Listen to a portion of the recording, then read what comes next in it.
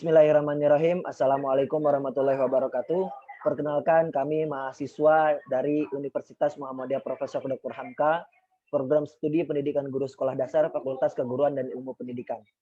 Di sini kami akan mempresentasikan tentang prestasi baik kepala sekolah, baik berprestasi dari mata kuliah administrasi supervisi. Dan kami di sini ada 4 orang. Yang pertama itu ada saya sendiri, Habib Ikhwan Julianto, kemudian ada kawan saya Ahmad Arif Fadilah, kemudian ada Muhammad Ramadan, yang terakhir ada Syifa Rodiatul Zannah. Dan nanti kami akan mempresentasikan dari slide yang sudah kami buat, dari PPT yang sudah kami buat, dan pertama akan dipresentasikan oleh saya sendiri. Oke, untuk slide pertama ini ada tupoksi kepala sekolah. Apa itu kepala sekolah? Ketika teman-teman semua mendengar kepala sekolah, mungkin yang tersirat di dalam kepala teman-teman itu adalah seorang pemimpin di dalam struktur sebuah sekolah gitu ya.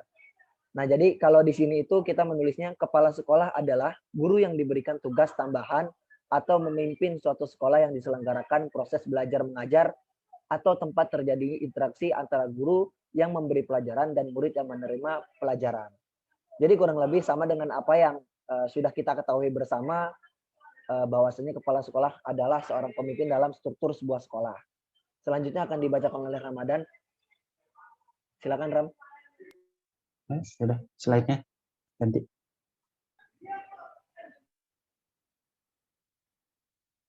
Habib. Yang di sini ada tugas pokok dan fungsi kepala sekolah. Berdasarkan Permendiknas nomor 28 tahun 2010 tentang penegasan guru sebagai kepala sekolah atau madrasah, pasal 12 ayat 4 menyatakan bahwa penilaian kinerja kepala sekolah meliputi yang pertama ada usaha pengembangan sekolah atau madrasah yang dilakukan selama menjabat kepala sekolah atau madrasah. Yang kedua ada peningkatan kualitas sekolah atau madrasah berdasarkan 8 standar nasional pendidikan selama di bawah kepemimpinan yang bersangkutan. Yang ketiga ada usaha pengembangan profesionalisme sebagai kepala sekolah atau madrasah. Selanjutnya, Bib, slide selanjutnya.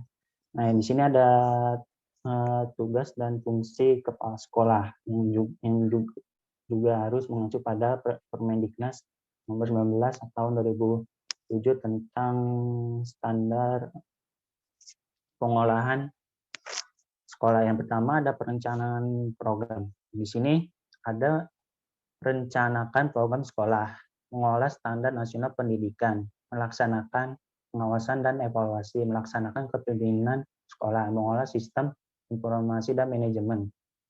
Terus yang kedua ada pelaksanaan kerja. Pelaksanaan kerja. Sini ada mengikuti diklat fungsional dan atau diklat teknis. Yang selanjutnya melaksanakan pengembangan diri, melaksanakan publikasi ilmiah, membuat karya inovatif. Yang selanjutnya ada supervisi dan evaluasi.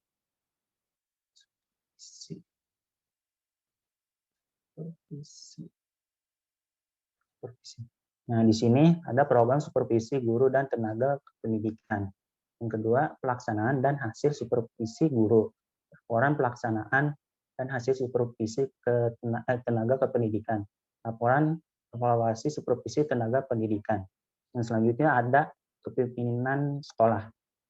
Yang di sini kepemimpinan sekolah, kepala sekolah melaksanakan tugas kepemimpinan sebagai berikut. Yang pertama, menjabarkan visi ke dalam visi target mutu, merumuskan tujuan dan target mutu yang akan dicapai, menganalisis tantangan, peluang, kekuatan, dan kelemahan sekolah atau madrasah, membuat rencana kerja strategis dan rencana kerja tahunan untuk pelaksanaan peningkatan mutu, melibatkan mutu, dan di sini ada bertanggung jawab dalam membuat keputusan anggaran sekolah atau madrasah. Yang selanjutnya ada sistem informasi dan sistem informasi sekolah. Di sini ada melaksanakan dan merumuskan program supervisi serta memanfaatkan hasil supervisi untuk meningkatkan kinerja sekolah atau madrasah, memberikan teladan dan menjaga nama baik lembaga profesi dan kedudukan sesuai dengan kepercayaan yang diberikan kepadanya. Memfasilitasi pengembangan, penyebarluasan, dan pelaksanaan visi pembelajaran yang dikomunikasikan dengan baik dan didukung oleh komunitas sekolah atau madrasah. Membantu membina dan mempertahankan lingkungan sekolah madrasah dan program pembelajaran yang kondusif bagi proses peserta didik. Yang selanjutnya akan disampaikan oleh Ahmad Arif.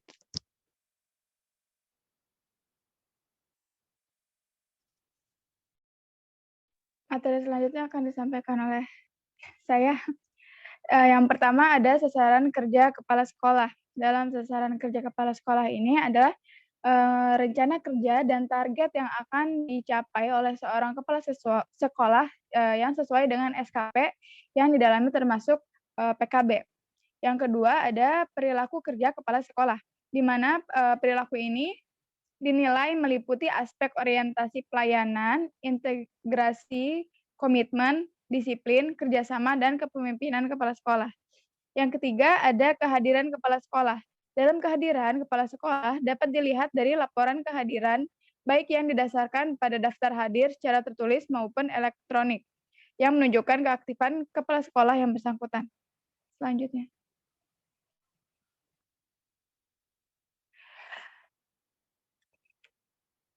Ya,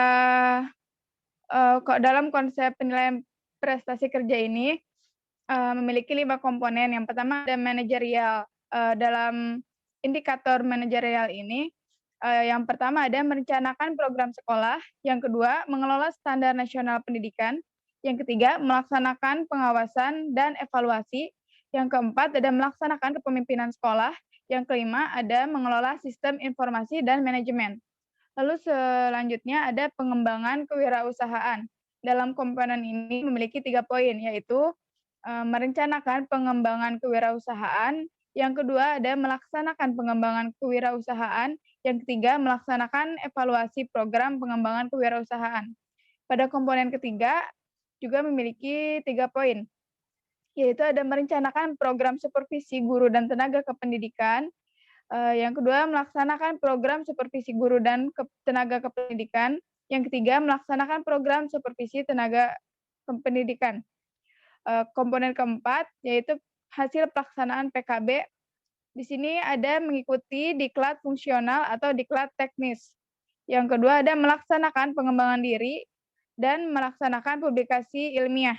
Yang keempat, ada membuat karya inovatif. Lalu pada komponen yang kelima itu ada tugas tambahan di luar sekolah, yaitu ada melaksanakan tugas pembelajaran. Lalu yang terakhir ada melaksanakan promosi budaya Indonesia bagi kepala SILN. Selanjutnya akan dibacakan oleh Ahmad Arif.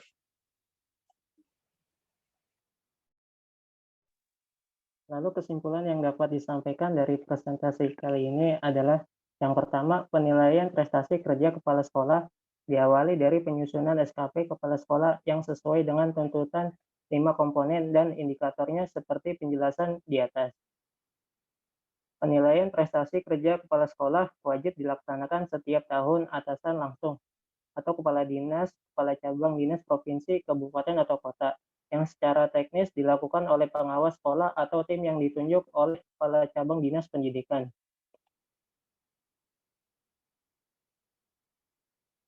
Sampai saat ini, pemerintah belum mengeluarkan instrumen terbaru untuk penilaian prestasi kerja kepala sekolah. Maka instrumen masih mengacu pada aturan sebelumnya, yaitu Permendiknas 35 tahun 2010, lalu Permendikbud nomor 15 tahun 2018, lalu Permendikbud nomor 6 tahun 2018, Perdirjen nomor 2017, /B13 HK tahun 2018 dengan melakukan penyesuaian. Agar hal tersebut dapat terlaksana, maka kepala sekolah sejak dini perlu melengkapi seluruh dokumen yang dibutuhkan sesuai dengan tuntutan indikator seperti dijelaskan di atas. Sesuai tuntutan Permendikbud nomor 15 tahun 2018, bukti fisik minimal yang harus dilengkapi kepala sekolah seperti penjelasan di atas.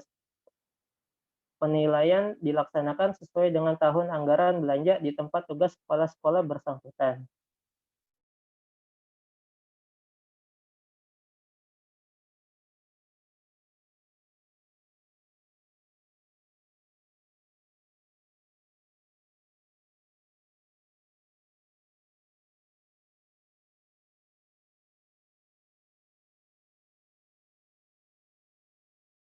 Habib barusan di mute.